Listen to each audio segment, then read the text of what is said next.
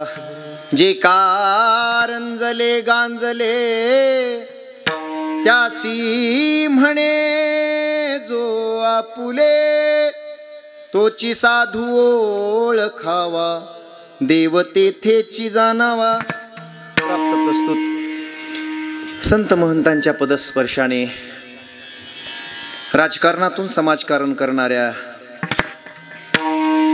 विद्वत्ता प्रचूर राजकीय व्यक्तिमत्वाच्या सहवासाने रहिवासाने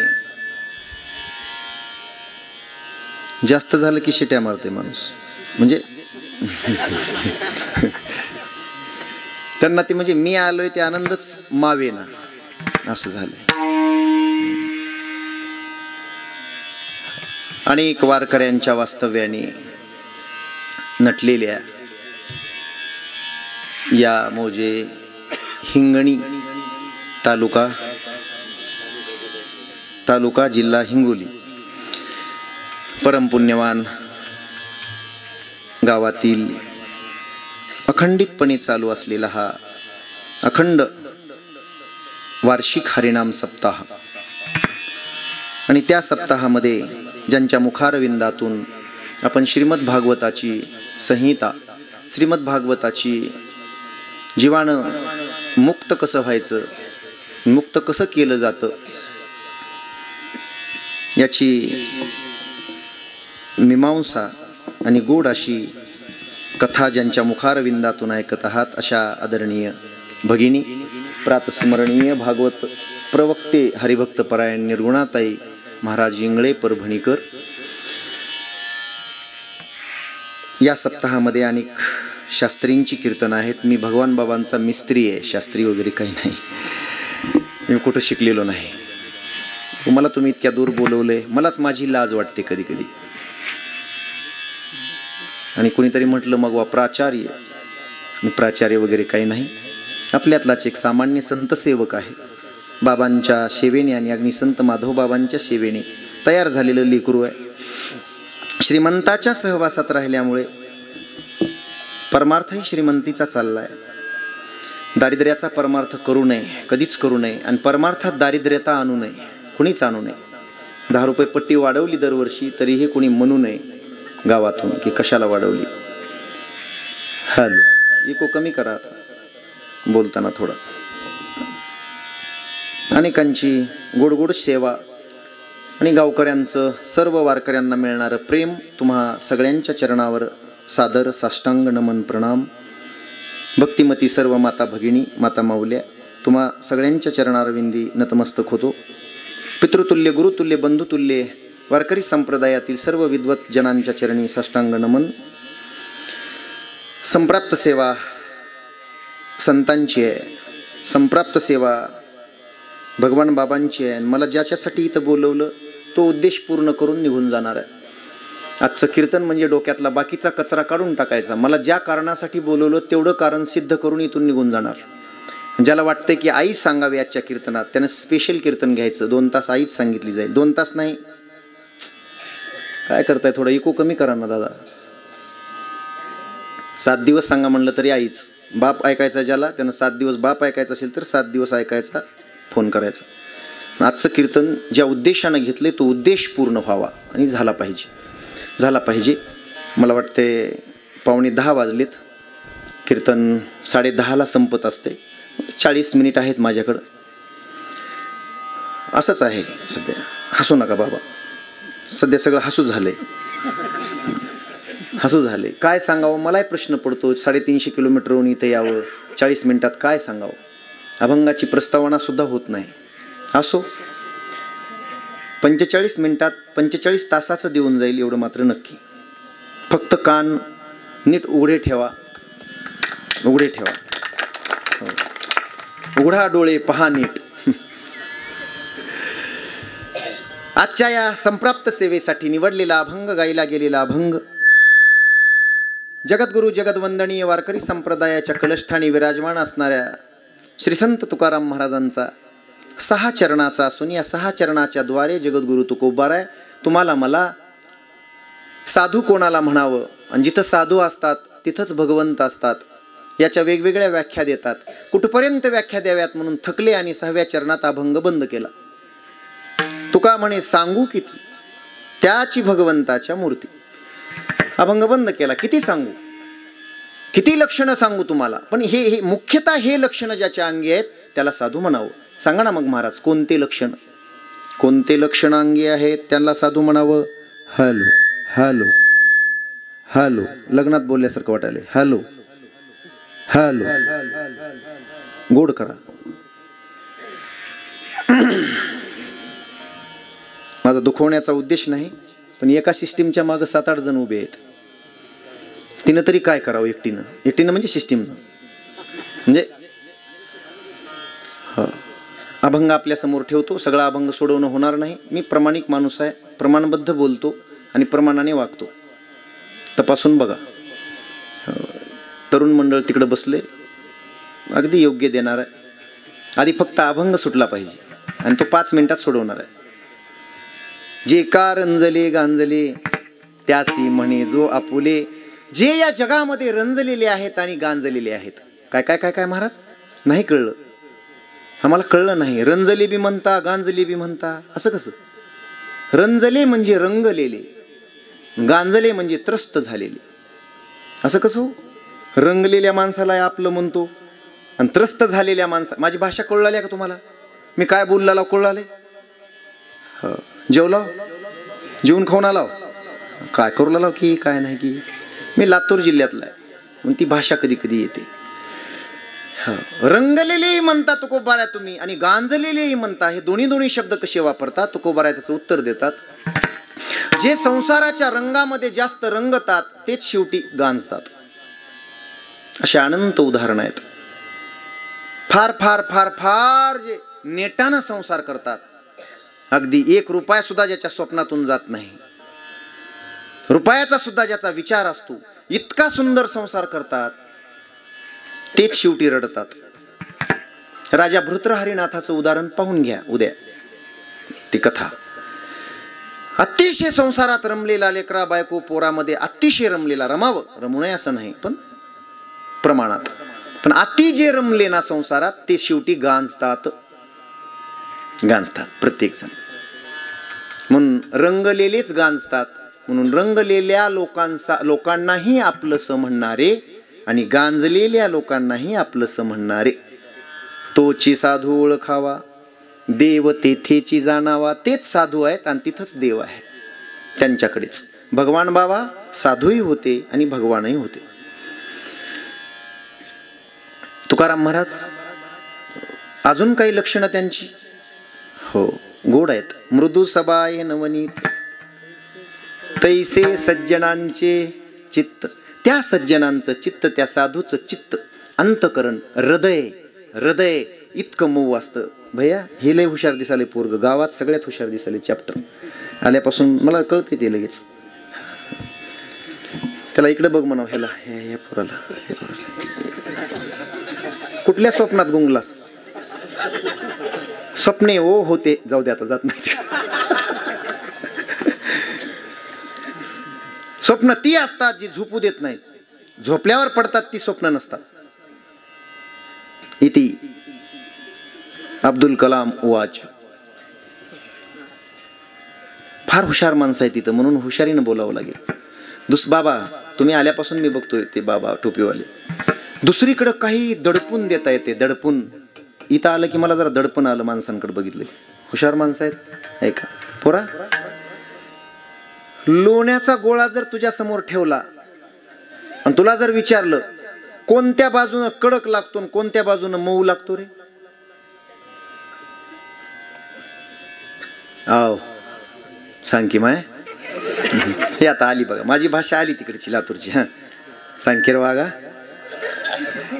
माहित नाही म्हणाले रे, माहित नाही म्हणाले. ऐका बरं, फ्रेश बसा, असं फ्रेश एकदम. माझ्या माता मौल्यांनो फ्रेश बसा, अगदी गोड गोड.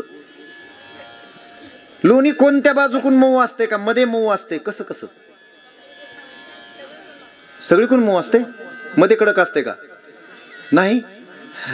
तसं संत सज्जनांचं अंतकरण तितकं मऊ असते. मृदू सबाह्य नवनीत तैसे सज्जनाचे चित्त. दृष्टांत दिला लोण्याचा. लोणी सगळ्याच बाजूनी मऊ. भैया खडीसाखरेचा खडा दिला तर कुठल्या बाजूनी गोड असतो आणि कुठल्या बाजूनी कडू असतो? हा हुशार आहेत लेकर, हुशार आहेत.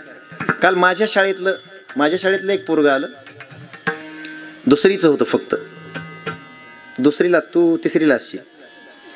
अगो माय छोटे मी आता छोटे, ते तुझ्या एवढंच दिसायला होतं. पण ते म्हणजे कधी कधी बाबा लेकरं ही इतके हुशार आहेत, आजचे लेकरं फार हुशार आहेत ना. पिढी आपल्यासारखी पिढी नाही, फार फॉरवर्ड पिढी आहे, फार डिजिटल पिढी आहे. लक्ष द्या, लक्ष द्या. ते पोरगं येत होतं शाळेमध्ये, मी गेटवर उभा होतो आणि ते पोरगं येत असताना मात्र कमालीचं येत होतं. मी त्याच्या मॅडमला बोलवून घेतलं. तेवढ्यामध्ये त्याची आई पाठीमागून आली.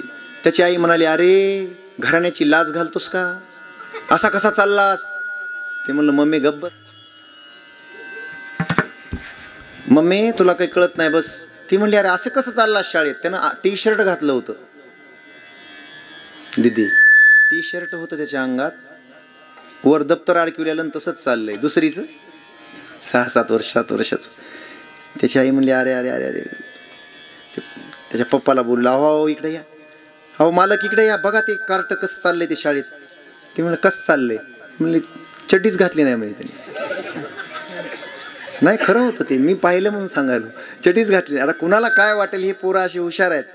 त्याला त्याच्या पप्पाने सांगितलं, आता मारच खातोस तू, केवढा आपला घराणा, काय चालला शाळेमध्ये? त्यानं सांगितलं, पप्पा तुम्ही गप्प बसा, तुम्हालाही माझ्या इतकं कळत नाही. मम्मी पप्पा दोघाला गप्प बसवलं त्यांनी. आणि ते मम्मी पप्पा विचारायला लागले, अरे पण असं कसं जातोय शाळेत?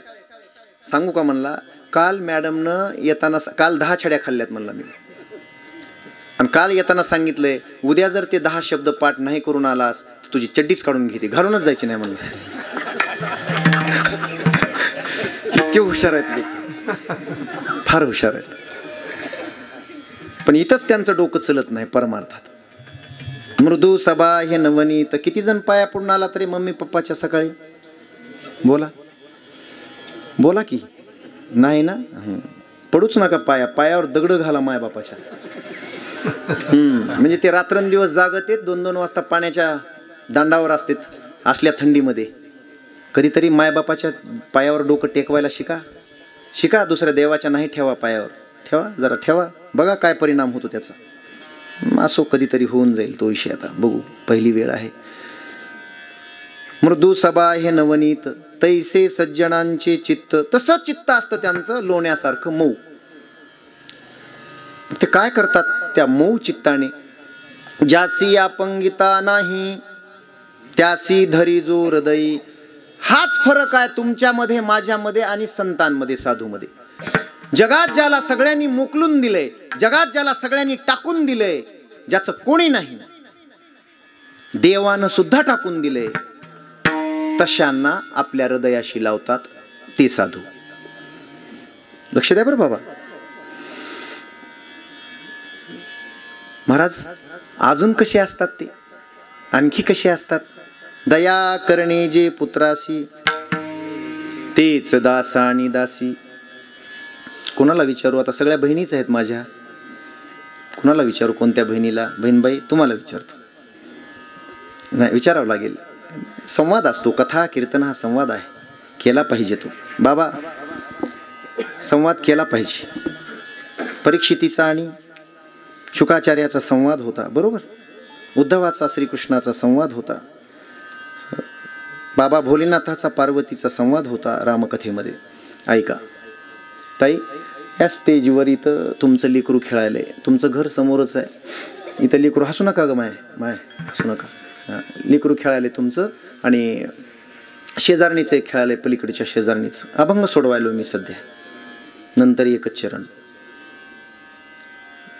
तिथं कथा सुटली, सगळे लोक जिकडं तिकडं गेले, कोणी नव्हतं. इथं विनेकरी बाबा होते.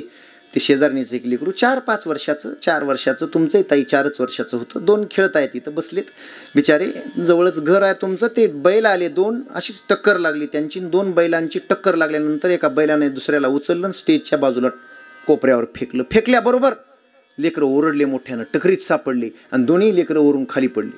म्हाताऱ्या 2 बसलेल्या होत्या. अरे अरे अरे अरे अरे अरे कोणाचं लेकरू आहे, अरे अरे अरे जोरात पडलं की रे, फार लागलं की रे. दोन्हीही लेकरं वरून खाली पडले आणि एका लेकराच्या इथून जे रक्ताची धार लागली ते शर्ट ओला झाला त्याचा, आणि दुसऱ्या लेकराला एवढा जबरदस्त मार बसला खाली, एवढा जबरदस्त मार बसला फार इथून इथपर्यंत डोकं फुटलं आणि ते पांढरे डोळे करायला लागलं. ताई, ज्याला लागलं होतं, ताई माझी बहीणबाई, ज्याला लागलं होतं ना त्याचे टिपटिप रक्त गळत होतं, ते तुमचं पोरगं होतं आणि ते ओरडत होतं आई आई ग, ते उभारलेलं होतं, ओरडत होतं. आणि दुसरं असं पडत होतं खाली जमिनीवर पडत होतं, डोळे पांढरे होत होते त्याचे, थरथर थरथर करून खाली पडतंय. तुम्ही धावत पळत आला, जवळ होतात, पाहिलं, माय गे माझा वाघ गे. कुणाला उचलला असेल ताई तुम्ही? त्या शेजारणीच्याला पडलं होतं, त्याला पांढरे डोळे केले, त्याला का तुमच्याला? सटवायची शपथ आहे, खरं बोला, लबाड बोल नका माय. स्वतःच आपल्याचा कळवा आणि कबाळावरी नाही हो, आणि कबाळावरी नाही, आणि कबाळावरी नाही. आपल्याचा कळवा आणि कबाळावरी नाही, आणि कबाळावरी नाही, आणि कबाळावरी नाही. पुलियाचा कळवळा आणि कबाळावरी नाही, आणि कबाळावरी नाही, आणि कबाळावरी नाही. पुलियाचा कळवळा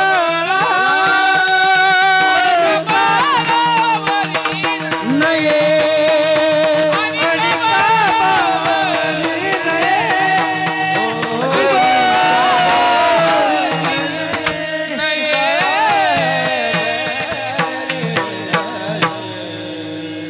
वा महाराष्ट्र भूषण, वा टाळ्या टाळ्या वाजल्या पाहिजे. माझ्यासाठी अजिबात वाजवू नका, ह्यांच्यासाठी वाजवा, माझ्यासाठी नाही. खरं आहे ते खरं. आवाज थोडे कमी ठेवा, लोकांना गोड ऐकू द्या. आवाज कमी ठेवा, आवाज वाढवला म्हणजे सगळं होत नाही. माईकचा गेन कमी करा, गोड लागलं पाहिजे, आवाज द्या ना. हा, गोड लागलं पाहिजे, गोड लागलं. द्या थोडा आवाज. असं आमचे महाराष्ट्र भूषण खरंच बरं का. जिथं जिथं ते असतात तेवढे तेवढे कीर्तनं माझे गाजून गेले देशभरात. जिथं जिथं आमचे माऊली असतात, माऊली महाराज गीते हिवरखेडकर, ते कीर्तनं सगळ्यात टॉपला गाजले.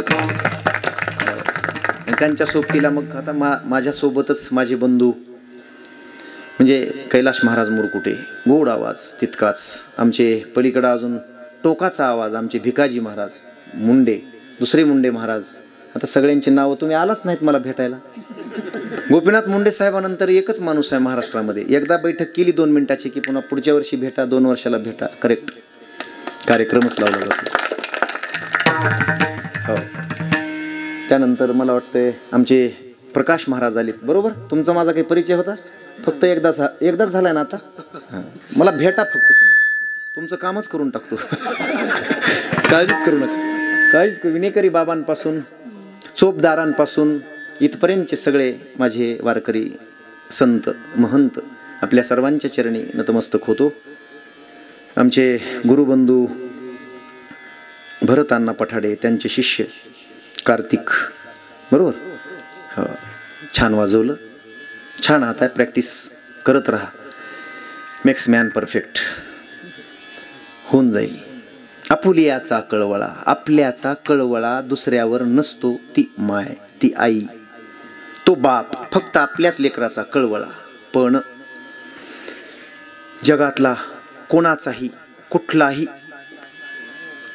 कुठल्याही जातीचा, कुठल्याही धर्माचा, पशु पक्षी प्राणी किडा मुंगी आळी कोणीही असो, कुठल्याही जीवाला इतकाही त्रास झाला रे झाला की ज्याला पाण्याचा घोट खाली उतरत नाही कधीपर्यंत, त्या समोरच्याचं दुःख दूर करून त्याला सुखी करेपर्यंत.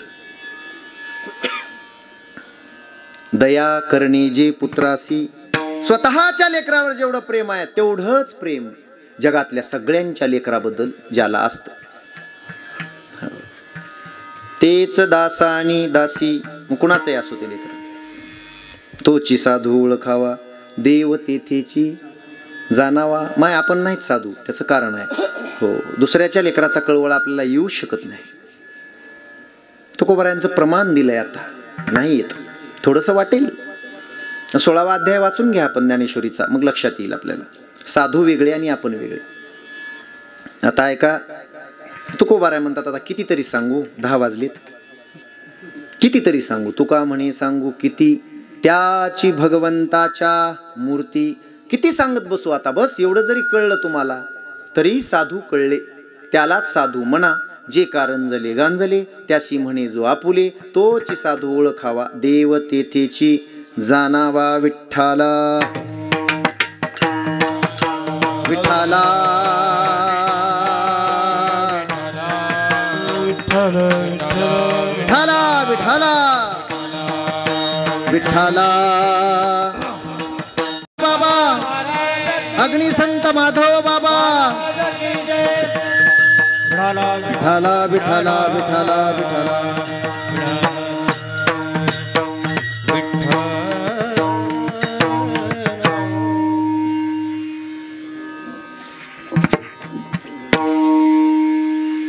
जे कारंजले गांजले, त्यासी म्हणे जो आपुले. तोची साधू ओळखावा देव तेथेची जाणावा. एवढं लक्षात ठेवा सगळ्यांनी.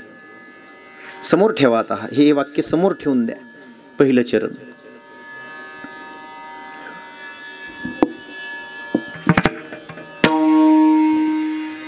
काय गरज आहे हो साधूची? तुकाराम महाराज एवढं सांगताय तुम्ही, आम्हाला गरज काय? आता बोलायचा तुम्ही प्रत्येकानं. गावच्या सरपंचाची चांगली ओळख असावी आणि त्यानं मांडीला मांडी लावून बसावं, वाटते का नाही? खरं बोला. या मतदारसंघाच्या आमदार साहेबाची ओळख असावी आणि आमदार साहेबानं माझ्या पंगतीला येऊन बसावं, वाटते का नाही? स्टेजवरून माझं नाव घ्यावं, वाटते का नाही? बोला, खरं बोला. वारकरी असला तरी खरं बोला. म्हणजे वारकरी खोटं बोलते तसं नाही. या जिल्ह्याच्या खासदाराची ओळख असावी असं वाटते का नाही दादा? वाटते ना? त्यांनी माझं नाव घ्यावं, वाटते ना? ओळख असावी वाटते. या महाराष्ट्राच्या मुख्यमंत्र्याची ओळख असू नये असं कोणाला वाटते? प्रत्येकाला वाटते मला त्याची ओळख असावी, त्यांनी माझं नाव घेतलं पाहिजे, ओळख असावी. सांगा, या देशाच्या पंतप्रधानाची ओळख असू नये असं वाटते का? ओळख असावी असं वाटते. प्रत्येकाला त्यांनी माझ्याजवळ बसलं पाहिजे, मला त्यांच्याजवळ बसता आलं पाहिजे, ही प्रत्येकाची इच्छा आहे. का हो? मोठे आहेत ते, मोठे आहेत. 1528 पासून रामचंद्रांना सीता विचारित होती. 1528 पासून रामचंद्रांना सीता विचारते. माझ्या बापाच्या घरी कमी श्रीमंती नव्हती, माझा बाप विदेही जनक मिथिलेचा राजा होता. तुम्ही फार मोठे राजघराण्यातले आहेत म्हणून मला तुमच्या घरी दिलं आणि 1528 पासून 500 वर्ष होत आले तुम्ही मला बंगल्यातून राजमहालातून काढून एवढ्या एवढ्या एका झोपडीमध्ये ठेवलंय. कसं प्रभू? तुम्हाला काही वाटतंय का? रामचंद्र म्हणतायत त्याचाच तर विचार करतोय, पण जो मला बांधून देणार आहे तोच अजून मिळाला नाही. कुठं जाऊन बसलाय माझा हनुमान माहीत नाही. आणि मग 2022ला सीतेला जवळ घेतलं आणि सांगितलं, सीते आता माझा महल होणार, तुला मी महालात घेऊन जाणार, 1 वर्षाच्या आत घेऊन जाणार. का? मला माझा हनुमंत मिळाला. कोण आहे तुमचा हनुमंत? माझा हनुमंत गुजरातमधून आता दिल्लीत आलाय आणि माझा बंगला बांधून देणार आहे.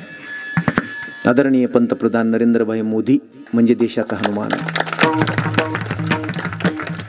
हो, बंगला त्याच्याशिवाय बांधून देऊ शकत नाही कोणी. त्याला सपोर्ट आहे अंगदाचा, आणि तो अंगद म्हणजे योगी आदित्यनाथ आहे. लक्षात असू द्या, लक्षात असू द्या. फार मोठं काम झालंय खऱ्या अर्थानं. हिंदू धर्म आणि हा देश संतांचा देश. अरे ये धरती,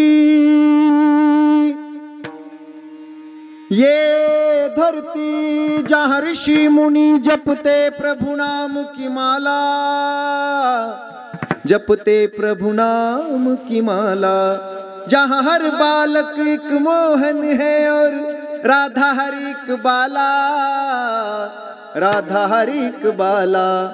जहाँ सत्य अहिंसा और धर्म का पग पग लगता डेरा, ओ भारत देश है मेरा, ओ भारत देश है मेरा। जहाँ डाल डाल पर सोने की चिड़िया करती है बसेरा, भारत देश है मेरा, ओ भारत देश है मेरा। जय भारती, जय भारती, भारत माता की, भारत माता की जय श्रीराम। तुम्ही म्हणूच नका, पाकिस्तानातून धरून आणले तुम्हाला सगळ्यांना। जय श्रीराम। ताई म्हणून घेतलं ना यांच्याकडून, जय जय श्रीराम। यांचा आवाज तेव्हा निघतोय, घनमाय मोगरा घनाची जाय, तेव्हा आवाज। हे गप्प बसते त्यावेळी। का बोलतोय? कोणाला वाटत नाही आज नरेंद्र मोदी साहेबाची ओळख असावी? प्रत्येकाला वाटतंय ते मोठे आहेत, निर्विवाद मोठे आहेत। खरं का खोटं? बाबा एक एक स्टेप आहे का कीर्तनाची, एक एक बरं का? पुन्हा म्हणू नका मी हे ऐकलं नाही, नक्की ऐका। जाताना हात टाका पाठीवर लेकरा,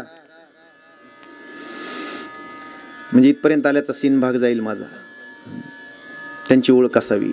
राष्ट्रपती द्रौपदी मुर्मू यांची ओळख कोणाला नको वाटते? प्रत्येकीला वाटते। आदरणीय पंकजाताई मुंडे यांनी येऊन माझ्या घरी चहा प्यावा असं इथल्या कुठल्या माता माऊलीला नको वाटते? आदरणीय धनंजयजी मुंडे साहेब त्यांनी येऊन आमच्या घरी चहा प्यावा असं इथल्या कोणाला नको वाटते? प्रत्येकाला हवं वाटते। मोठे आहेत आणि सगळ्यात मोठे या देशात हे, बाकीचे सोडा, राष्ट्रपती सगळ्यात मोठे आहेत। मला वाटते गडे राष्ट्रपतीपेक्षाही कोणीतरी मोठा आहे, तो आहे देव। आणि देवापेक्षाही कोणीतरी मोठा आहे। जगात सगळ्यात मोठं जे आहे त्याची ओळख कुणाला नको वाटते?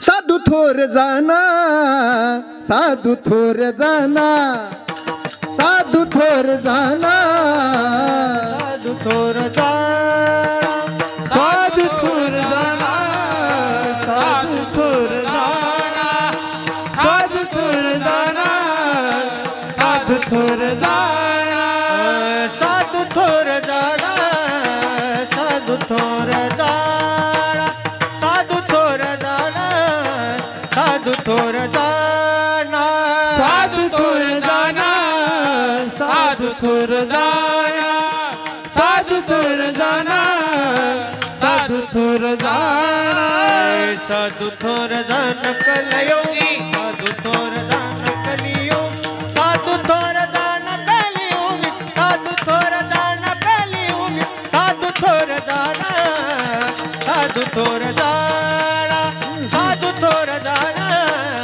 साधू थोर जाना, साधू थोर जाना कलियुगी, कलियुगी, साधू थोर जाना कलियुगी, कलियुगी, साधू थोर जाना, साधू थोर जाना, साधू थोर जाना, साधू थोर जाना।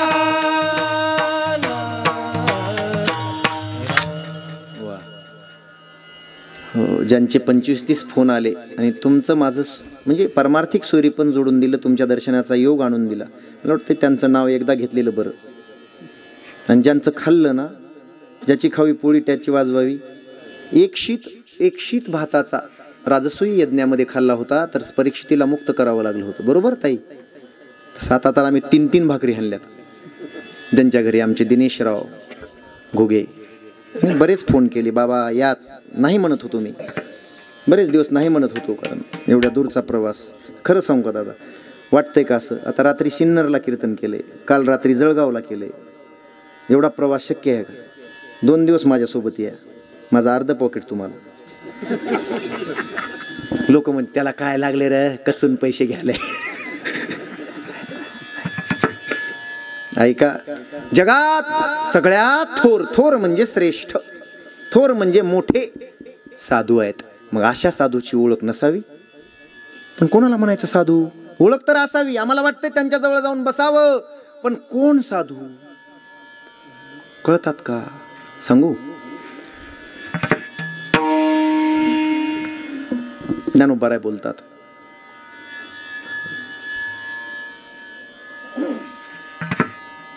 किंबहुना तृषिता लागी पाणी आराईले असे जगी तैसे दुःखितांच्या शेलभागी जिने जयाचे. बेस कमी करा, जिने जयाचे.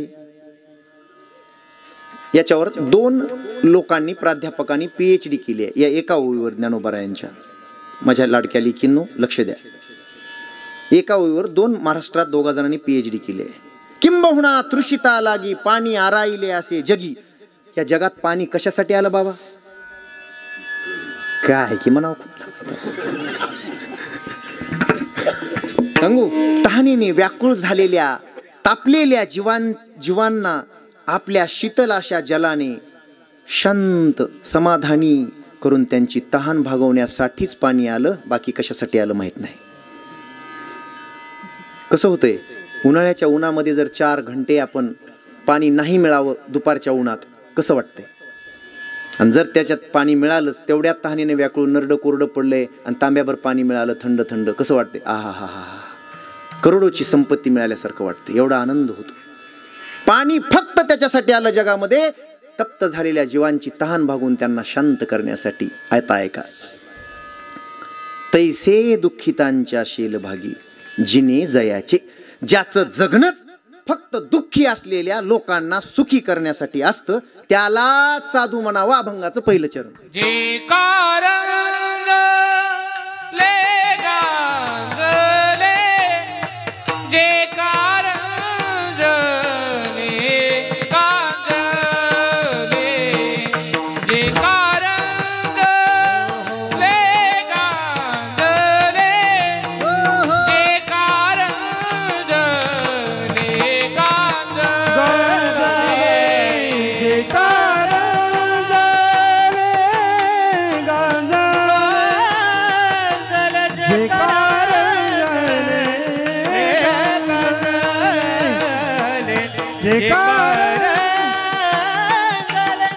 गांजले, जे कारंजले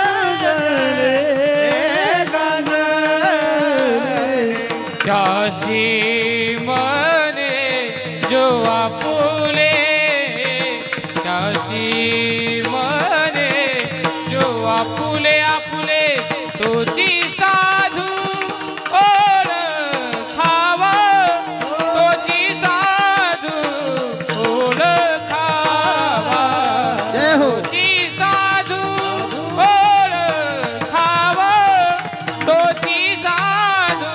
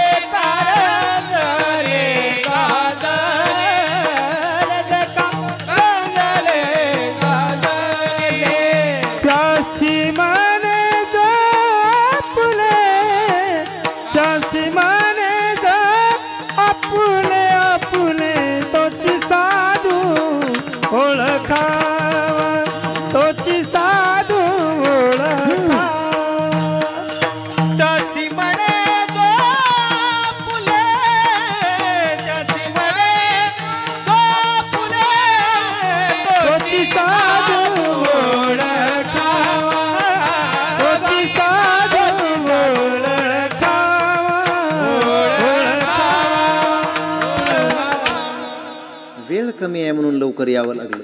वा माऊली, ज्ञानोबारायांच्या ओळीचा आधार घेऊन आलोय अभंगात, बाकीचं जास्त पसारा मांडीत बसण्यापेक्षा. ऐका माता मौल्यानं, जे का रंजले गांजले त्यासी म्हणे जो अभंग आधी सोडवून झालाय, याच चरणावर बोलणार आहे.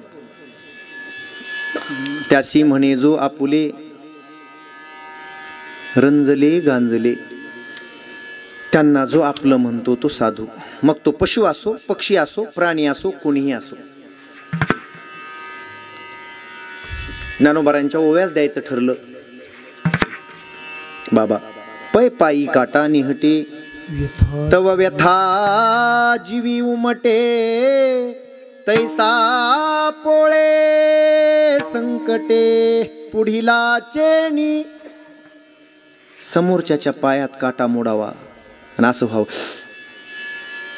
कसं व्हावं? कोण आहे की दुसरा, कुठल्या जातीचा आहे की माहित नाही, पण त्याच्या पायात काटा मोडावा ना असं त्यानं पाय वर करावा आणि तो दिसावा आपल्याला, असं व्हावं. ते अंतकरण साधूचं अंतकरण आहे. कोणाचं तरी बोट कापावं, असं चिरावं, चिरावं रक्त बाहेर यावं.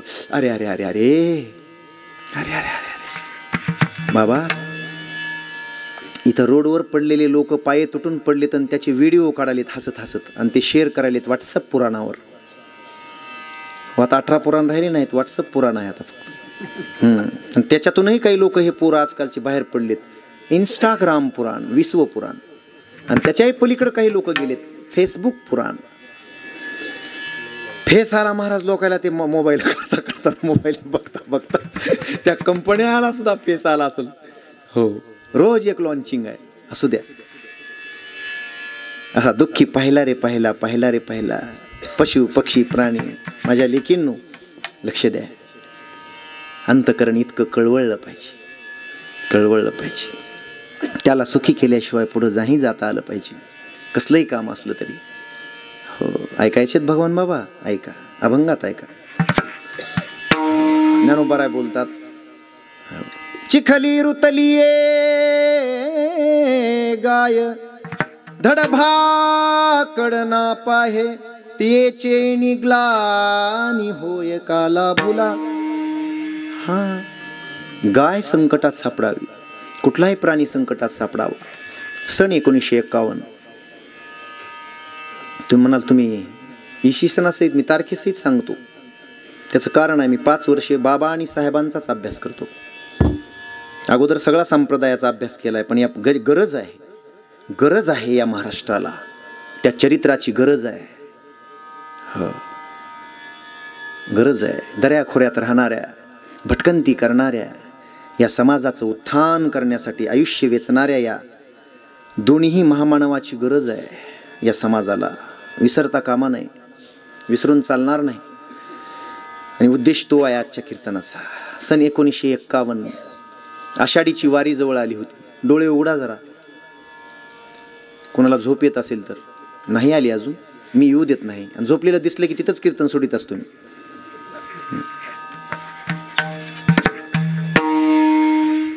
1951 चिंचाळा नावाचं गाव आहे, बीड जिल्ह्यामध्ये. आता वडवणी तालुक्यात, पूर्वीचं माजलगाव तालुक्यामध्ये. वडवणी तालुक्यात चिंचाळा नावाचं गाव आहे. आणि गुरुनाम गुरु बंकट स्वामी महाराज निनगुरकर यांनी येऊन सांगितलं कुणाला? माणिक बाबांना, नारायणगडावर. बाबा, आपण वारकरी आहोत, आपण विष्णुदास आहोत, आपण वैष्णव आहोत. वैष्णव जन तो तेने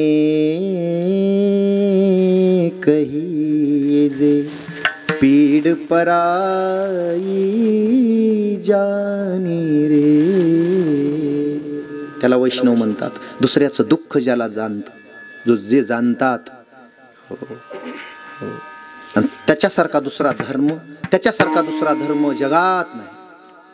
परहित सरीस धर्म नहीं भाई,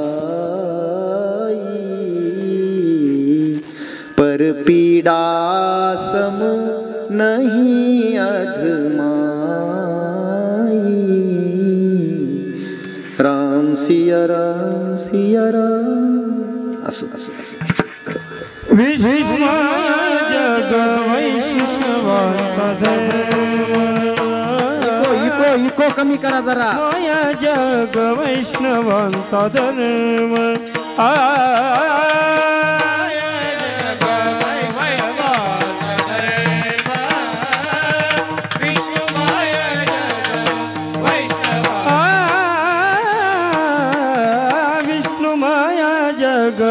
वैष्णवांचा धर्म विष्णू माया जग वैष्णवांचा धर्म माया जग वैष्णवांचा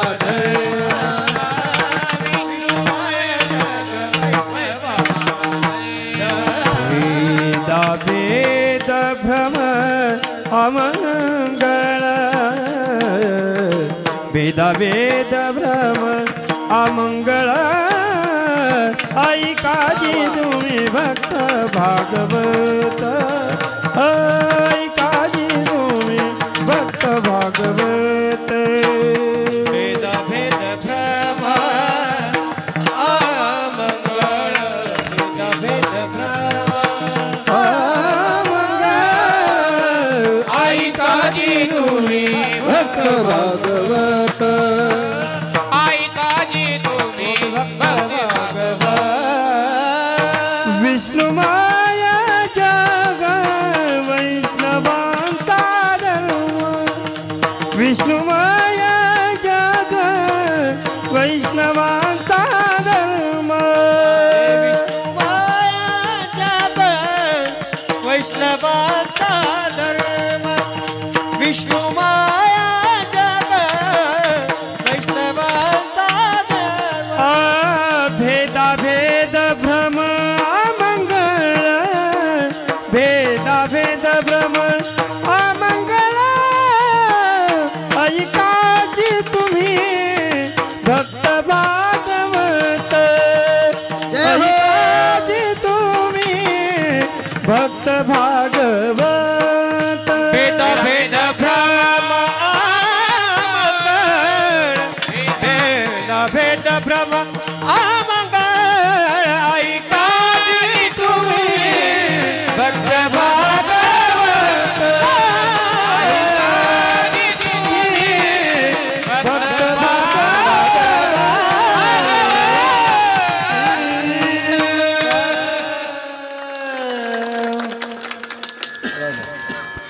गावाला जेवण आहेत का रोज? म्हणजे पूर्ण गावाची पंगत असते का? हा असते नाही कसं म्हणाला दादा? हां छान छान, तुम्हाला कोटी कोटी धन्यवाद. बाबांचा मंत्र तुम्ही पाळला. बाबा दोनच मंत्र देऊन गेले लोकांना, परमात्म्याच्या नामाशिवाय कुणी मोठं नाही आणि तोच श्रीमंत आहे जगातला सगळ्यात मोठा की जो हो गोरगरिबांना अन्नदान करतो. अन्नदान आणि नाम या दोन्ही शिवाय कोणी मोठं नाही. ऐका,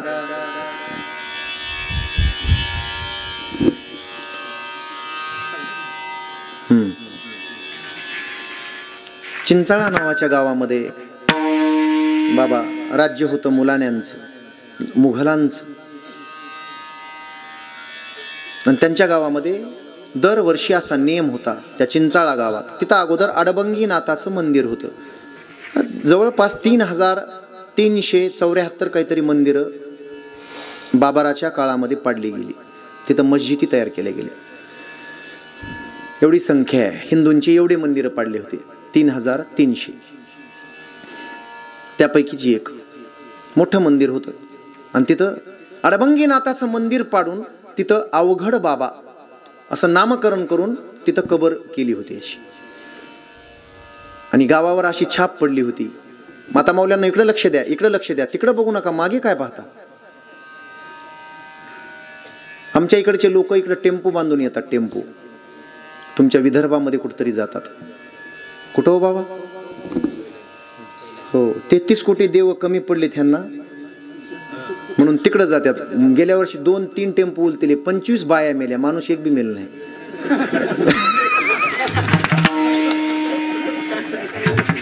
नाही एवढे देव असून जर तुम्हाला एवढे देव जर या देवांना नवस करण्यापेक्षा कुठं जाऊन नवस करायला हवं? काय चाललंय? जरा डोळे उघडा.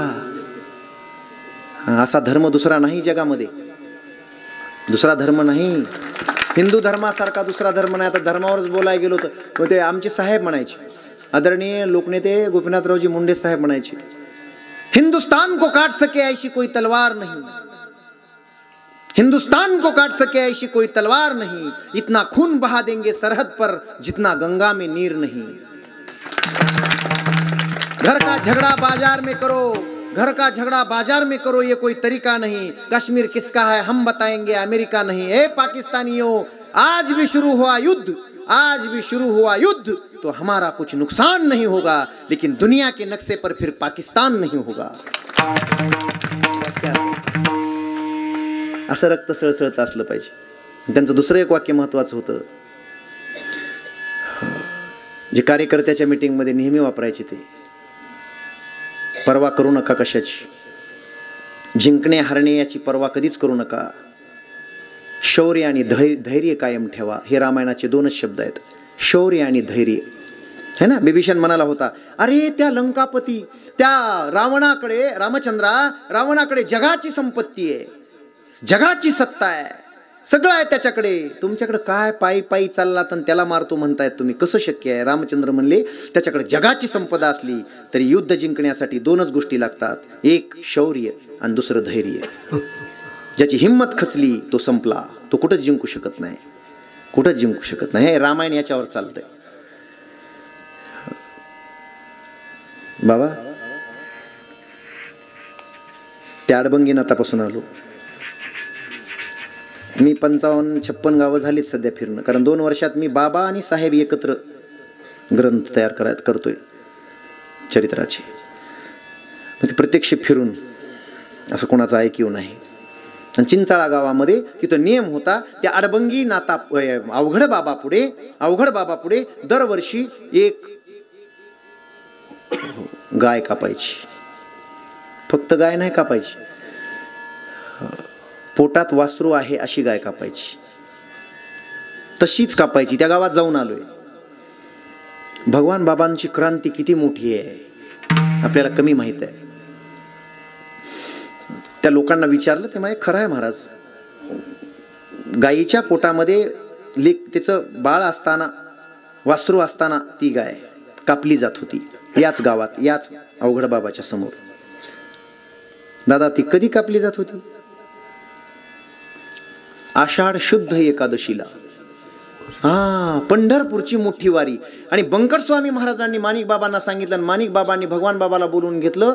धट्टेकट्टे होते भगवान बाबा, कोणाला न भेटणारे होते, आणि शौर्य आणि धैर्य त्यांच्याकडे भरपूर होतं। त्यामुळे सांगितलं, भगवान आत्ताच्या आत्ता जायचं, बाबा वारी नाही, आपली वारी तिकडं। तुझी वारी यावेळी पंढरीला नाही, तुझी वारी चिंचाळ्याला। का? गाय कापतात, पण गाय हा देशाचा धर्म आहे। ज्या दिवशी या देशातली गाय संपेल त्या दिवशी ह्या देशाचा सर्वनाश होईल, लक्ष द्या। हे मी नाही म्हणत, महात्मा गांधी म्हणतायत। आणि बाबांना आदेश दिला, गुरुजींनी आज्ञा दिली, गुरूंची आज्ञा शिरसावंदे मानून तिकडे पंढरीला जायचं। तर बाबा चिंचाळ्याला आले दशमीच्या रात्री येऊन बाबांनी कीर्तन केलं। त्या कीर्तनाचा अभंगही त्या गावातले म्हातारे माणसं आजही सांगतात। अनेकांच्या कापिती माना, निष्ठुरपणा पार नाही, करीती बेटे उसनवारी, यमपुरी भोगावया। काय यमपुरीला जाता रे? देशाचा धर्म गाय आहे। आई गेल्यानंतर एखाद्या लेकराची त्याला गाईच्या दुधावर जगवलं जातं। आईचं दूध आणि गाईचं दूध तितकंच पवित्र आहे। अशी पवित्र गाय कापता तुम्ही? मी नाही कापू देणार तुम्हाला। रात्रभर लोकांनी मान हलवल्या अशा, हो बाबा आता नाही कापणार आजपासून गाय, उद्यापासून बंद बाबा गाय कापायचं। पहाटेच मुलांनी फिरले, बाबा झोपायला गेले। पहाटे मुलांनी फिरले, मुलांनी सांगितलं, त्या भगवान बाबाला काय लागलंय, वर्षभर आम्हाला इथं नांदायचंय, आवाज कमी करा माझा, महाराष्ट्रात एकच महाराज भेटेल आवाज कमी करा म्हणणार, गोड आलं पाहिजे मला। बाबा नाही कापणार। लोक घरी गेले, बाबा झोपले। सकाळी बाबा उठले, देवपूजा चालू आहे। तेवढ्यामध्ये सगळ्या हिंदूंच्या माता माऊल्या ताटं घेऊन त्या अवघड बाबाच्या समोर येत आहेत, आणि ते 2-3 मुलांनी तलवारी घासतायत। बाबांची पूजा आटोपली, बाबांनी माडीवरून पाहिलं काय चाललंय। मंदिराच्या समोर गाईला पकडले गावातल्या पाटलांनी, घेऊन आलेत आणि तिची पूजा करतायत त्या सगळ्या हिंदूंच्या माता माऊल्या। आणि ते मुलांनी तलवारी घासतायत। अरे बाप रे, बाबा म्हणले रात्रभर कीर्तन केलं, काय उपयोग झाला? धावतच बाबा तिथे गेले, मी तुम्हाला गाय कापू देणार नाही, जे कारण जले गांजले। पुढे आहे ना शब्द, लक्षात आहे ना तुमच्या? कापू देणार नाही गाय. मुलाने पकडलं बाबाला, बाजूला वा बाबा, आम्हाला अवघड बाबा, वर्षभर नीट नांदू देत नाही, तुमचं काय जातंय, गाय तर कापलीच पाहिजे. महाराज गाय अशा करुणामय नजरेनं बाबाकडे पाहते, लोकांकडे पाहते. बाबांनी सांगितलं मी तुम्हाला गाय कापूच देणार नाही. ते म्हणले बाजूला व्हा. बाजूला काढलं. बाबा पुन्हा पळत मध्ये आले आणि धावत पळत आल्यानंतर बाबांनी गाईला मिठी मारली. गाईला मिठी मारल्याबरोबर त्या मुलांनी बाबांना काढायला सुरुवात केली बाजूला. बाबा काही मिठी सोडायला अजून घट्ट केली, मिठी घट्ट केली. लोक ओढतायत बाबांना. बाबांनी सांगितलं हे बघा, गायच कापायची असेल तुम्हाला तर हरकत नाही, पण अगोदर या भगवानाची मान कापली गेली पाहिजे, त्याशिवाय मी तुम्हाला गाय कापू देणार नाही. आणि गायीच्या मानेवर मान ठेवली आणि सांगितलं मुलान्या मार तलवार, अगोदर या भगवानाची मान कटून बाजूला होईल आणि नंतर गायीच्या मानेवर सुरी पडेल. कुणाची गाय होती माहीत नाही, कुठली गाय होती माहीत नाही, पण एक गाय जगली पाहिजे. या देशाचा धर्म गाय आहे, तो प्राणी आहे. त्या गायीविषयी इतका कळवळा ज्याच्या हृदय तुझी साजूळ खाव, साजूळ खावा, तुझी साजूळ तुझी साजूळ खाव, तुझी साजूळ खावा, तुझी साजूळ खावा, तुझी साजूळ खावा, देव तेथेची जाणावा, देव तेथेची जाणावा, तुझी साजूळ खावा, तुझी साजूळ खावा.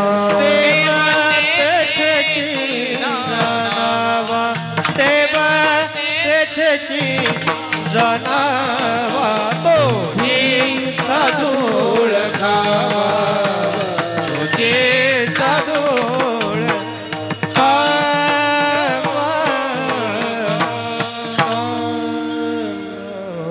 कोण साधू ऐकायचे. 1964 3 जून 1964 विदर्भाचा दौरा आटोपून 3 राज्याचा दौरा करायचे बाबा वर्षातून. विदर्भाचा दौरा आटोपला आणि बाबा परत येत होते. बुलढाणा, लोणार, जालन्याच्या बाजून वाटूर फाट्यावरून घनसांगवी तालुका पिंपरखेड नावाचं गाव. पिंपरखेड त्या गावात बाबा येताच सगळ्या गावांना आजूबाजूच्या कळालं, अशा तुमच्या आसपासच्या काही गाव आहेत हिवरा वगैरे जवळची, त्या गावांना कळालं बाबा आले. बाबांचं दर्शन, सगळ्या माता मावल्या 4-5 गावचे लोक एकत्र आले. भंडारा करायचा ठरला, पंगती घालायच्या ठरल्या. आणि बाबांना असं अगोदर मंदिरं नव्हते, जुना काळ होता, ओटा होता असा मारुतीचा. त्या ओट्यावर बाबांना एक गादी टाकली, गादीवर एक गादीपाट टाकला, म्हणजे बेडशीट टाकलं. बाबांना तिथं बसवलं आणि पंगती सुरू झाल्या. तेवढ्यात तुम्हाला महाराज हे काय सांगताय ऐका. त्या पिंपरखेड नावाच्या गावामध्ये भामाबाई जायभाये नावाची एक बाई होती. तिथे जाऊन आलो. भामाबाई जायभाये, तिला सगळं गाव वेडी भामा म्हणायचं. कधी परिस्पर्श होईल सांगता येत नाही आपल्या जीवनामध्ये. वेडी भामा औरंगाबादपर्यंत नेऊन आणलं बिचारीला, पण तिच्या डोक्यावरचा परिणाम कमी झाला नाही. महाराज काय वेड लागलं होतं तिला, कशाचं वेड होतं माहीत नाही तिला. ती आरडत ओरडत पळायची बाहेर. घराच्या एकदा जर सोडलं तर आरडत ओरडत पळायची. एवढंच नाही, एवढ्यावरच थांबायची नाही. मायबापानं आई वडिलांनी कितीही अंगावर कपडे घातले तर अंगावर एक कपडा सुद्धा ती ठेवीत नव्हती. 22 ते 23 वर्ष वय होतं त्या दिवशी तिचं. अंगावर एकही कपडा ठेवायची नाही. आणि त्या दिवशी बाबा आलेत, पंगती चालू आहेत म्हणून दुपारी 2-3 वाजता तिला डॉक्टरनं दिलेली गोळी, ती म्हणजे झोपेची गोळी, आणि ती देऊन तिचे मायबाप तिकडे पंगतीकडे गेले. काय तिचं नशीब उघडायचं असेल. 1 तास झोपली आणि नंतर तिला जाग आली.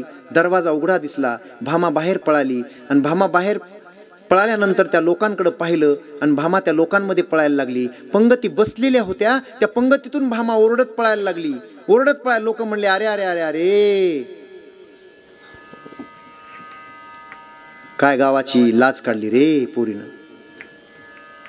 मायबाप तिच्या मागे पळतायत. या पंगतीतून पळाली महाराज.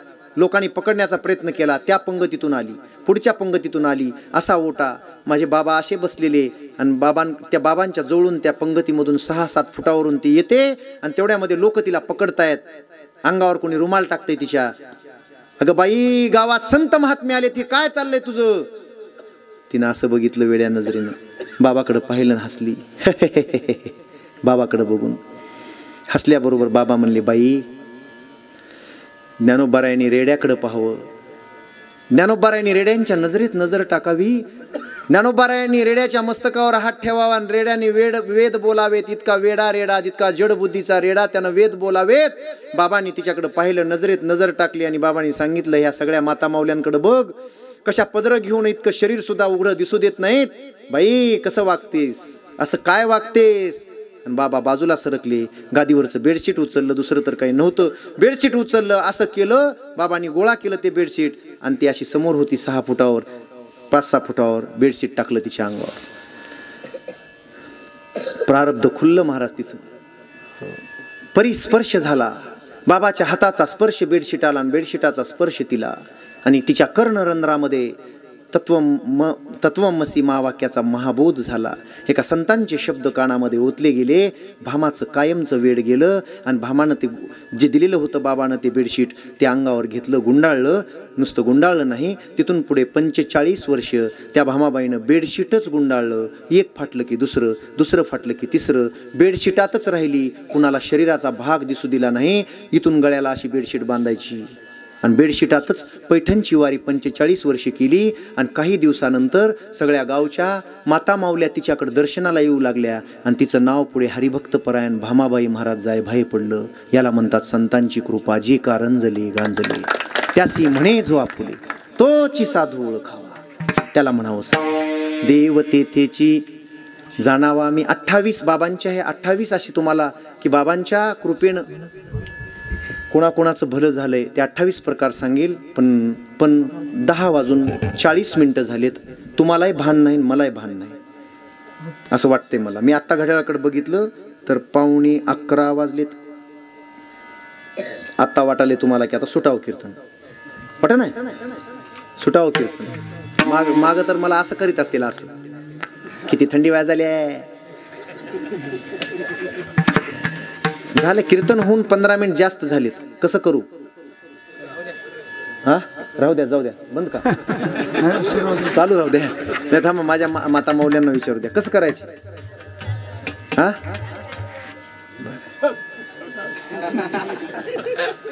विठाला विठाला विठाला विठाला विठाला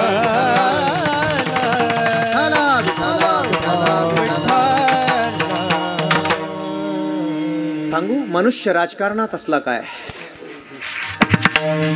मनुष्य शेतकरी असला काय, मनुष्य संसारिक असला काय, त्याचीच पूजा होते, त्याचीच कीर्ती होते, त्यालाच धन्यता देतात लोक. कुणाला?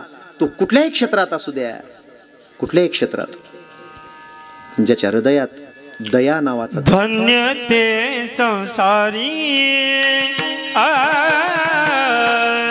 धन्य ते संसारी, धन्य ते संसारी,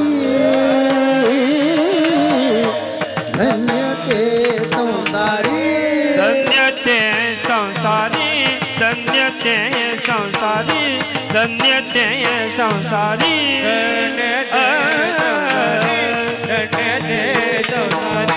धन्य ते संसारी, दयावंत जे अंतरी, दयावंत जे अंतरी, दयावंत जे अंतरी, येथे उपकारासाठी, येथे उपकारासाठी, येथे उपकारासाठी,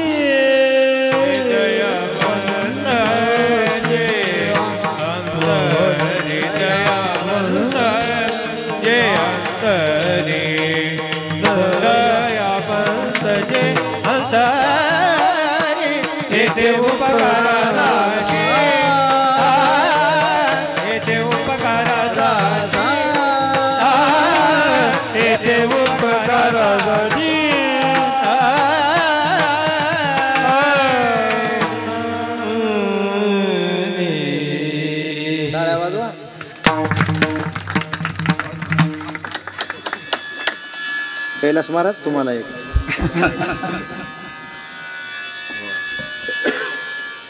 वाटून वाटून खाल्लेलं बरं असतं.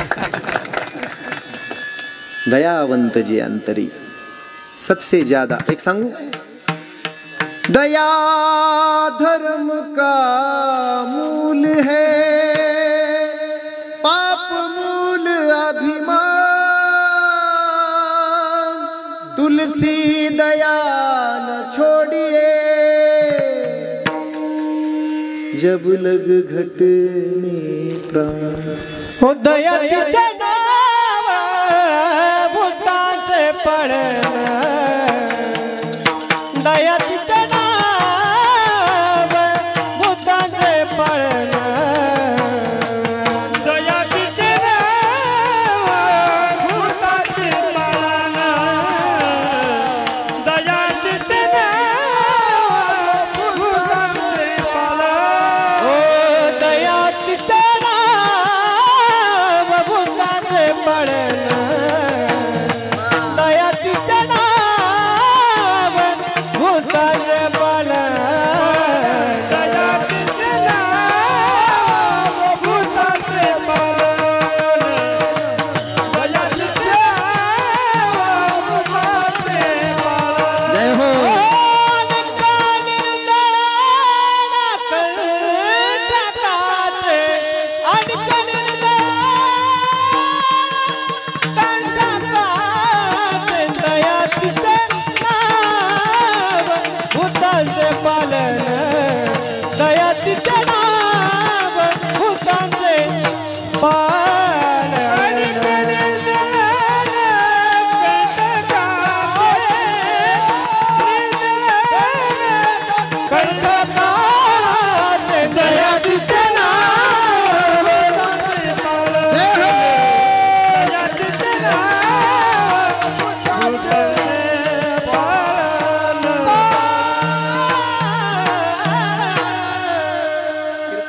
शेवट हो, तुम्हाला हार घाला वाटला सगळ्यालाच आता, पण मला एकच राहिलं.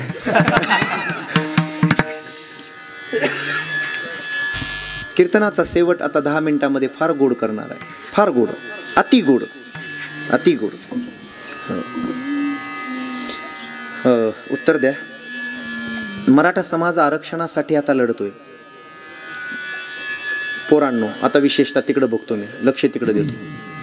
नाही, मराठा समाज आता इतक्या थंडीमध्ये सुद्धा लाखोचा समुदाय त्या मुंबईच्या रस्त्यानं आहे. आता झोपण्याची व्यवस्था नाही, कुठे झोपावं माहीत नाही, माळ रानाला कुठेच रोडच्या कडीला विश्रांती घेताना इतक्या थंडीमध्ये. ऐका, आरक्षण मिळावं म्हणून 69 युवक तरुण मेले. मी काय बोलतोय लक्षात येईल तुमच्या नंतर. एवढे तरुण मेले मराठा समाजातले, आत्महत्या केल्या. बर, आरक्षण मिळविण्यासाठी जर एवढा प्रयत्न, इतके कष्ट जर हा समाज करत असेल आज, मला एक विचारायचे तुम्हाला, तुम्ही किती मोर्चे काढले?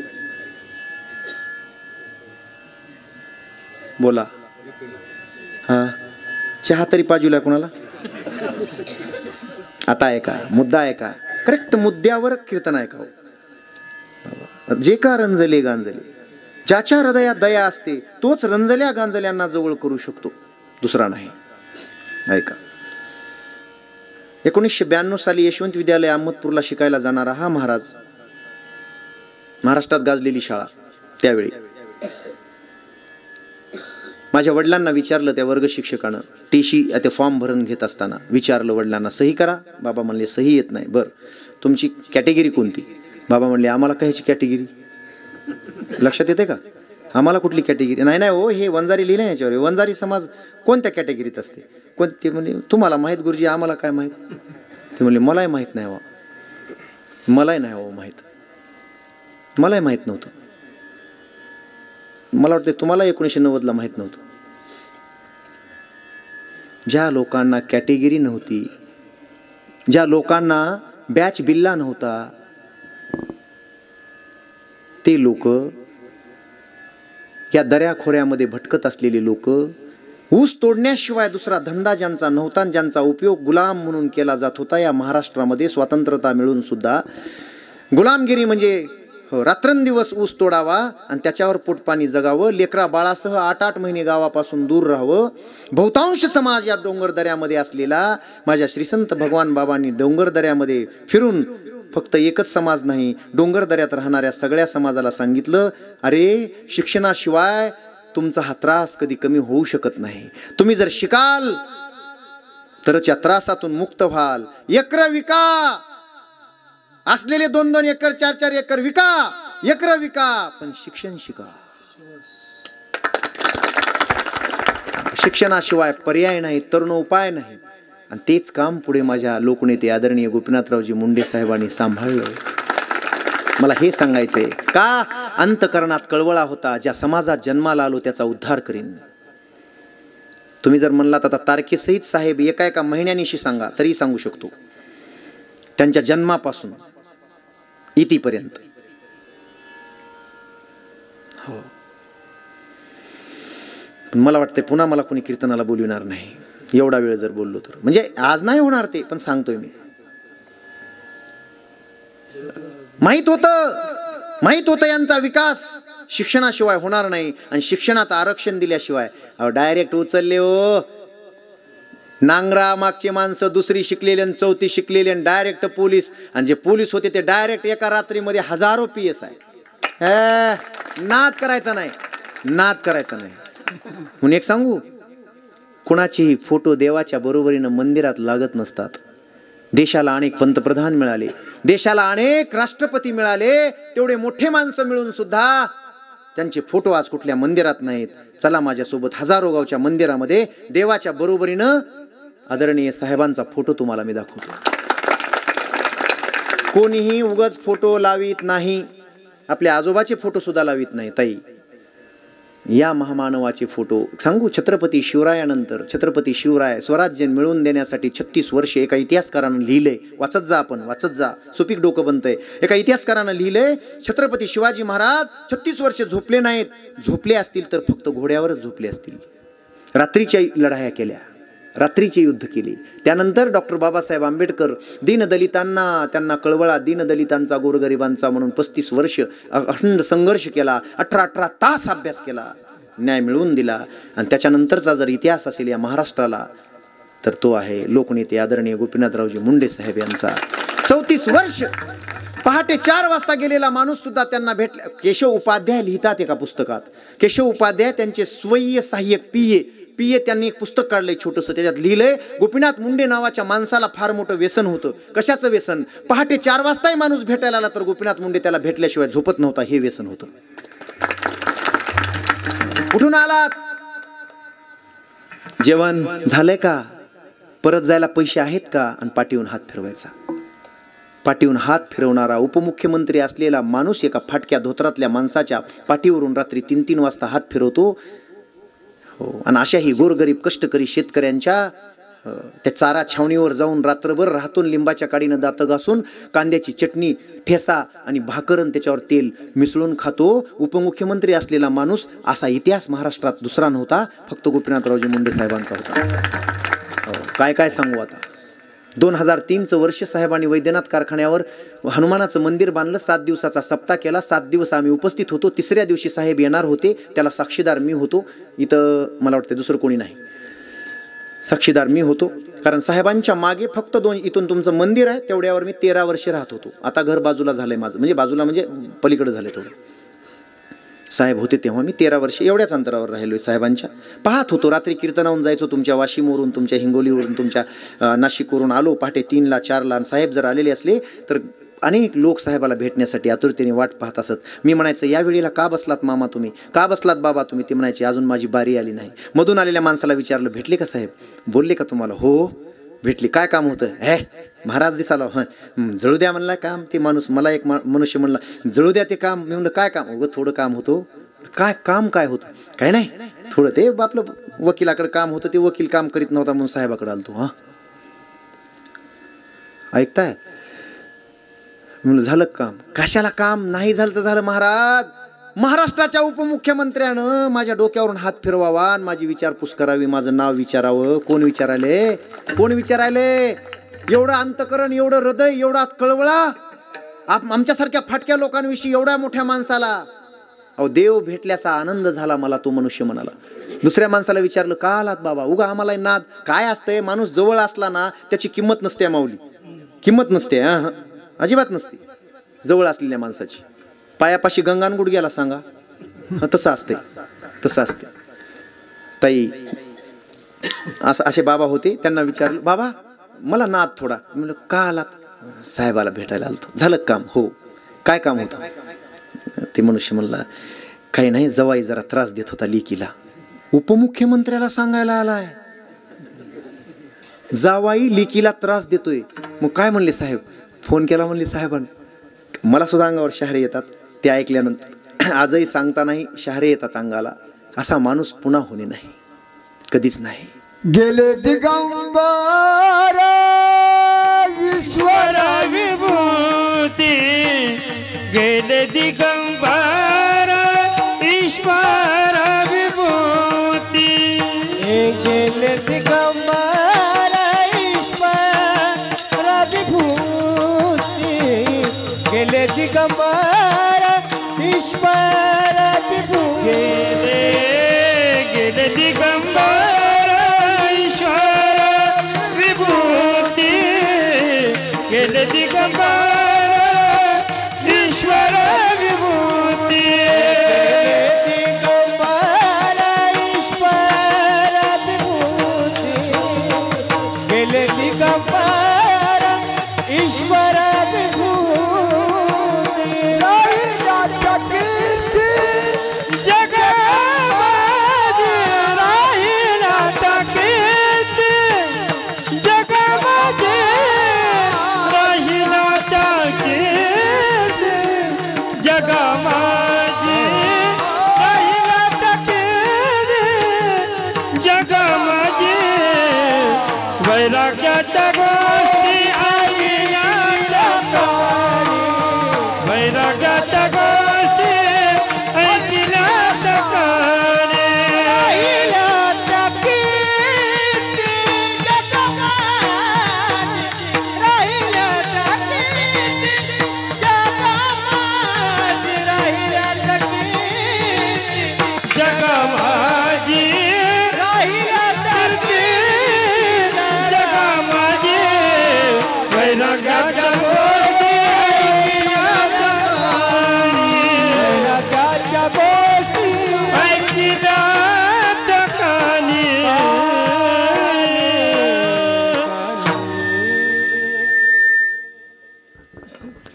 आता मला पुढं बोलणं अवघड झालंय. बाबा गळ्याला पडत होते आत्ता उठून. ते म्हणाले साहेबाऐवजी मी कसा मेलो नाही. लाख मरावेत आमच्यासारखे, पण लाखाचा पोशिंदा मरू नये. काय महाराज, शिक्षण शिकल्याशिवाय तुम्हाला त्याचं कळणार नाही. दिद्यांनो ऐका, माझ्या लेकींनो, पोरांनो ऐका. जेव्हा माझी पोरगी लागली MBBS ला, Kashibai Navale medical college Pune, private college आहे. 4.5 वर्षाची फीस होती, 54,77,000. मी म्हणलं आपलं सगळं डोंगरातलं विकलं तरी भरती होणार नाही. कपाळाला हात लावून त्या कॉलेजच्या पायरीवर बसलो होतो. तेवढ्यात मराठा समाजातला एक प्राध्यापक तिथं फॉर्म भरत होता. तो आला, म्हणाला महाराज दिसालात. म्हणलं हो. कपाळाला हात लावायला काय झालं. नाही म्हणलं पोरीचा नंबर तर लागलाय, पण फीस म्हणे एवढी आहे. ते फीस, ते म्हणले काय वेळे आहेत तुम्ही महाराज, जरा वाचित जा. म्हणलं मला एकदा साहेबाला भेटू द्या, माझं जगात कोणी नाही रे. बाई म्हणत होती, एक स्त्री म्हणत होती. आणि 2 कॉन्स्टेबलनी, महिला कॉन्स्टेबलनी तिला पकडलं होतं आणि तिला तिकडं ओढत नेत होते. साहेबांचे कान असे गेले. तो गोंधळ काय लागलाय रे. पोलिसाला विचारलं. पोलीस म्हणले काही नाही साहेब, वेडी बाई आहे, डोक्यावर परिणाम झालेली बाई आहे, काही नाही म्हणले, काही चिंता करू नका. ते म्हणले काय म्हणजे झालंय काय. काही नाही. ती म्हणाली की मला एकदा साहेबाला भेटायचे, मी 2 वर्षापासून तळमळते, मला कोणी नेत नाही साहेबापर्यंत, मला भेटू द्या. म्हणले. त्या पोलिसाला म्हणले मूर्खा, मग भेटायचं म्हणते तर बोलव ना तिला, भेटू दे ना एकदा. साहेबांचे शब्द आहेत. आणि मग त्या बाईला इकडं आणण्यात आलं. कुठं, साहेबांच्या समोर गेटवर. तिथं ती बाई पाया पडते. आणि तेव्हा सांगितलं साहेबांनी नाही नाही स्त्रियांनी पाया पडण्यासारखा मी एवढा महान नाही बाई. काय काय मला भेटण्यासाठी म्हणजे काय गरज काय तुमची, मला का भेटावं वाटते तुम्हाला? ती म्हणली साहेब टी व्हीवर तुमचे भाषणं ऐकते मी, टी व्हीवर तुमचे शब्द ऐकते मी. ज्यांचा कोणी वाली नाही, ज्यांचा कोणी वाणी नाही, त्यांचा हा गोपीनाथ मुंडे आहे. लोक म्हणतात साहेब जगाला काय दिलं गोपीनाथ मुंडेनं? साहेबच म्हणायचे स्वतः, अरे हा गोपीनाथ मुंडे तुम्हाला दुसरं काही देऊ शकत नाही, पण जगण्याचा संघर्ष आणि स्वाभिमान दिला सगळ्या समाजाला. काय देऊ शकतो? हो. ती बाई म्हणाली साहेब मी कोणाकडे बघून राहायचं, मी कसं जगायचं, मला एवढंच उत्तर द्या साहेब. तुम्ही वाली आहात, तुम्ही वाणी आहात गोरगरिबांचे, रंजल्या गांजल्यांचा कैवार आहे तुम्हाला, तुम्ही मला एवढंच उत्तर द्या मी कसं राहू. 2 वर्षापूर्वी दारू पिऊन पिऊन पिऊन पिऊन 2-3 एकर शेती होती ती विकली माझ्या नवऱ्यानं. लिव्हरचा कॅन्सर होऊन नवरा मेला. गेल्या वर्षी माझं एकुलतं एक पोरगं 27 वर्षाचं पोरगं मेलं ॲक्सिडेंटमध्ये. आणि 23 वर्षाची आणि 24 वर्षाची अशा 2 लेकी तरुण मुली माझ्या घरात आहेत. मी माझ्या दिरासोबत ऊस तोडायला आले. 1 गुंठा जमीन नाही, 4 पत्र्याचं घर आहे. त्या 2 लेकी समोर दिसल्या की रात्रंदिवस मला झोप येत नाही साहेब. माझ्याजवळ आज उद्या खायला भाकरीला मी मोताज आहे, उद्या काय खाऊ याची मला चिंता आहे, म्हणून मी कसं तरी ऊस तोडायला आले. पण घरी लेकी आहेत, रात्रंदिवस झोप येत नाही साहेब. 2 दांडाचं लुगडं घातलेलं, हो काय तिचा चेहरा तो, काय करुण अवस्था होती ती. दारिद्र्यात खिचपत पडलेली ती स्त्री. काय करू मला उत्तर द्या साहेब. माझे मायबाप तुम्हीच आहात. तेव्हा गोपीनाथरावजी मुंडे साहेब तेवढ्या लोकांच्या समोर म्हणाले, तुझा नवरा मेलेला मी परत आणून देऊ शकत नाही, तुझा मुलगाही मी परत आणून देऊ शकत नाही, हो तेवढा मोठा मी नाही बाई, पण एकच तुझा प्रश्न काय खूप मोठा नाही माझ्यासाठी. हा समोर उभारलाय हाच तुझा आजपासून मुलगा आहे. तुझ्या दोन्ही लेकीचे लग्न करून तुला आयुष्यभर जे लागते ते द्यायला तयार आहे.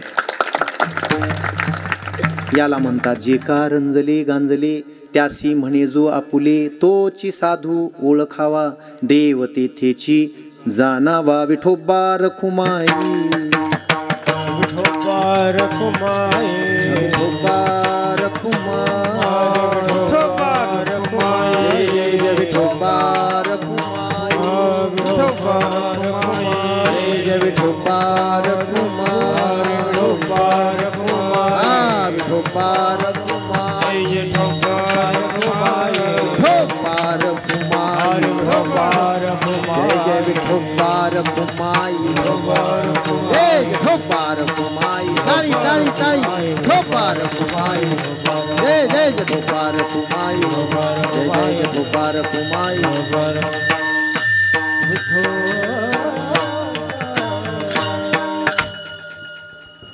थांबतोय आता. म्हणून अमेरिकेत गेलात तरीही आदरणीय साहेबांचं नाव माहीत आहे, इंग्लंडमध्ये गेलात तरी माहीत आहे, या भारताच्या कानाकोपऱ्यात जाऊन जरी विचारलं तर तो महाराष्ट्र गोपीनाथ मुंडेचा का. मुख्यमंत्र्याच्या शब्दाला किंमत नव्हती. हां बरोबर आहे, पोरांना माहीत आहे. मुख्यमंत्र्याच्या शब्दाला किंमत नव्हती तेवढी किंमत साहेबांच्या शब्दाला होती या देशात. काय करावं, करावं काय. होय कैलास महाराज, वाऱ्याला सुद्धा विचारलं तर तसलं वारं होतं जे सांगू शकत होतं की गोपीनाथ मुंडेच देव आहे या लोकांसाठी. सांगत होतं. वाऱ्यालाही कळलं नाही, वाऱ्यालाही कळलं नाही त्यांच्या कार्याचा ठाव, वाऱ्यालाही कळलं नाही त्यांच्या कार्याचा ठाव. अरे जगत नाही गाव तिथं नाही मुंडे साहेबाचं नाव, जगत नाही गाव तिथं नाही मुंडे साहेबाचं नाव, गाव जिथे नाही मुंडे साहेबाचं नाव, जगत नाही गाव जिथे नाही मुंडे साहेबाचं नाव, जगत नाही गाव तिथं नाही मुंडे साहेबाचे नाव, जगत नाही गाव तिथं नाही मुंडे साहेबाचे नाव, जगत नाही गाव जिथे नाही मुंडे साहेबाचं नाव, जगत नाही गाव जिथे नाही मुंडे साहेबाचं नाव. भला भलाच्या विरोधकांना वाटायचं, भला भलाच्या विरोधकांना वाटायचं हा माणूस आहे आपला.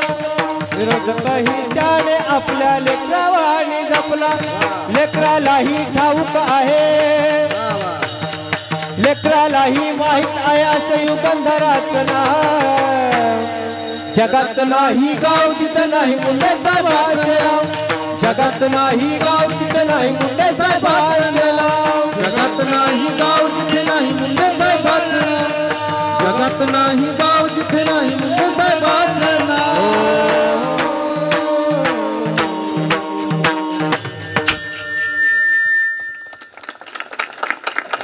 तुम्ही रात्रभर बसाल पण मला वेळ नाही. सकाळी कीर्तन फार दूर आहे, लोणारच्या पुढं.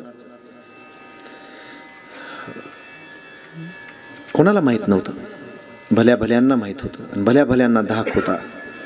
थांबायचे, मला शिपूट आवरून घ्यायचे. आता दुर्दैव आपलं, दुर्दैव आपलं. 4-4 खाती मिळाली असताना आणि या मराठवाड्याचं सोनं होण्याची वेळ आली असताना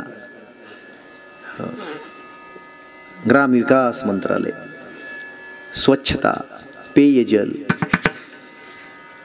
4-4 खाती मिळाली असताना 25,000 कोटी दरवर्षाला एका त्या खात्याला असताना पैशाचा पाऊस पडणार होता. शेतकऱ्यांचं, गोरगरीब कष्टकऱ्यांचं कल्याण होणार होतं. पण नियतीला ते मान्य नव्हतं आणि आमचं दुर्दैव होतं. एवढं मोठं दुर्दैव होतं की हातातोंडाशी आलेला घास, सोन्याचा घास तोंडात टाकतानाच नियतीने हिसकावून घेतला. ह्या लेकरांनी खेळभांड्यामध्ये पत्त्याचा कपटाचा बंगला तयार करावा, तसा या गोरगरीब समाजानं, कष्टकरी, शेतकरी, दीन, दलित, ओबीसी, बहुजन सगळ्या समाजांनी एकत्र येऊन पुष्टी देऊन हा एवढा मोठा केलेला माणूस, पंतप्रधानाच्या खांद्याला खांदा लावून चालणारा माणूस, एवढा मोठा केलेला माणूस जसं काय एखाद्या लेकरांनी कपटाचा बंगला तयार करावा आणि तो बंगला वाऱ्याची एक झुळूक यावी आणि त्या झुळकीत कधी पडावा हे कळू नये, तसं एवढं मोठा हा बंगला तयार केलेला आपल्या स्वप्नाचा, आमच्या स्वप्नांचा बंगला एका नियतीच्या झुळकेनं आमच्यापासून दूर गेला. फक्त एवढेच शब्द राहिलेत आता.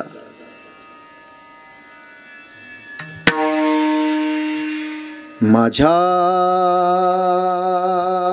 जीवीचा जिव्हाळा गेला सोडून आम्हाला, एकाएकी आली हवा, कसा विझला मायेचा दिवा, असा कारे पांडुरंगा कोपला आम्हावर, माया ममतेचा कारे अटला हा सागर, त्यांच्या विना जन्म वाटे रे सुना, कसा विझला मायेचा दिवा, हो कसा विझला